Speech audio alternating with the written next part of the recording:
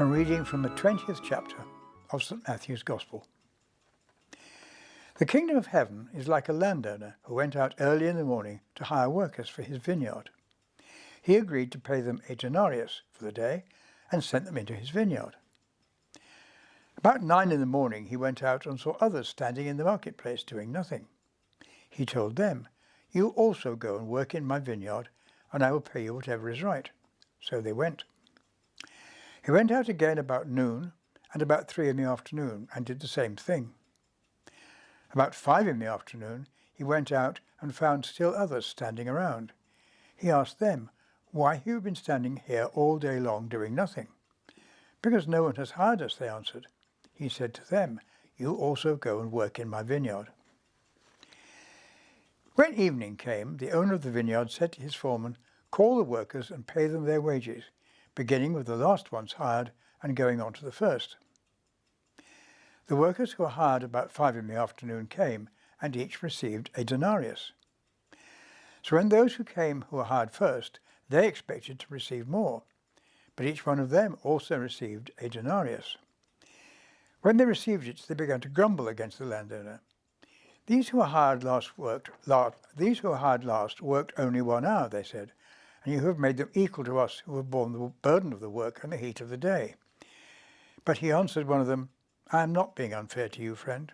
Didn't you agree to work for a denarius? Take your pay and go. I want to give the one who was hired last the same as I gave you. Don't I have the right to do what I want with my own money?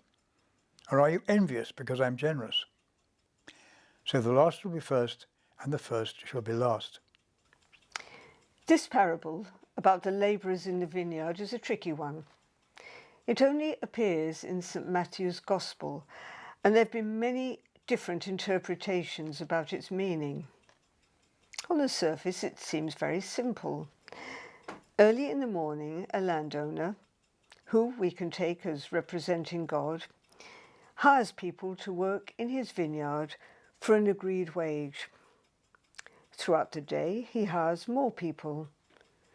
When his manager comes to pay them, the landowner tells him to begin by paying those workers who were the last to be employed, and that everyone should be paid the same amount. Understandably, the labourers who had worked all day were unhappy about this, but the landowner tells them that they had agreed to be paid the usual daily wage, and that what he chose to do with his money was up to him. He asks if they're envious because he is generous. So what can we make of this? Is it right? Is it fair? A fair day's work for a fair day's pay is a maxim of the labour movement, and rightly so. Our instinct surely is to agree with the grumbles of the workers who slaved all day in the hot sun only to find that they're being paid the same as those who only work for an hour.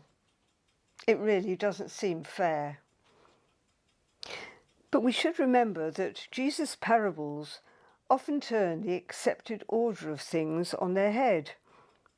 We should also remember to look at the context in which this parable was spoken. The social situation in Jesus' day was that many small farmers were being forced off their land because of debt which they incurred having to pay the very high Roman taxes.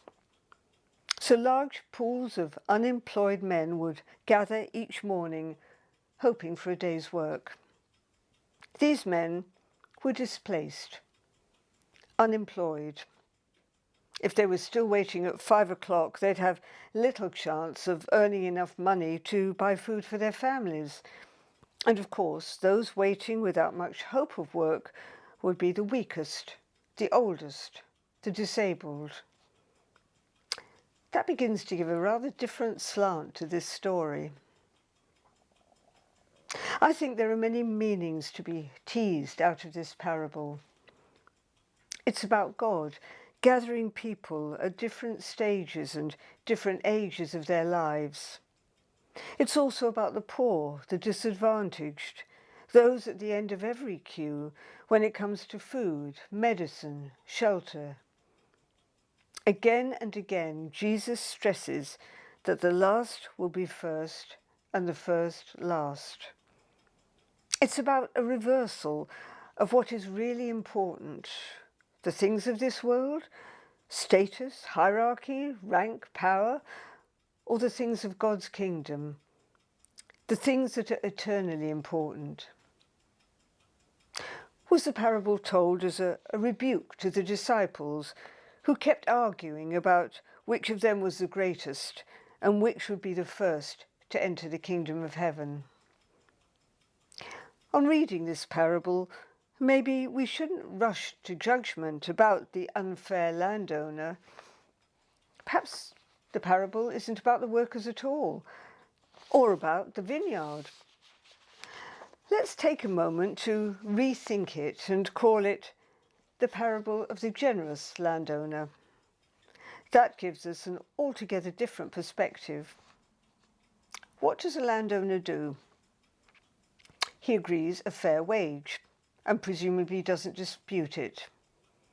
He goes out again and again to gather in more people. When the workers grumble, he tells them, "Friend, I'm doing you no wrong. Did you not agree with me for the usual daily wage?" He asks them quite reasonably whether he isn't allowed to do what he chooses with what belongs to him, and asks if they're envious because he is generous. The parable makes me think of the parable of the prodigal son, whose father unreservedly welcomes him back despite the son leaving home and spending all his inheritance. And surely the grumbling of the vineyard workers echoes the grumbling of the other son, who stayed behind on the farm and didn't go off to lead a profligate life. It also makes me think of the parable of the lost sheep.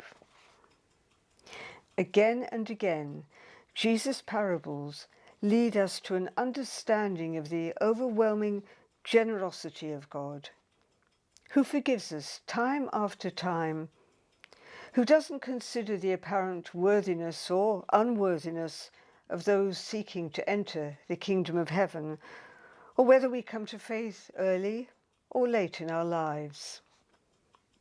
Most probably, as with all Jesus' parables, all those meanings are there in the multi-layered text. So how does this apply to us living in the world? Is the kingdom of heaven something we can only experience when we die, or is it already here on earth? Can we show something of God's generosity right now in our own lives? It needn't be in large ways. It needn't be in financial ways.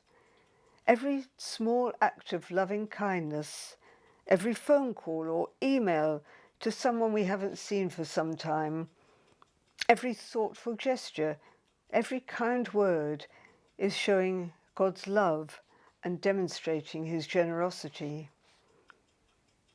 If we open our eyes, the kingdom of heaven is all around us, and we can and should be a part of it.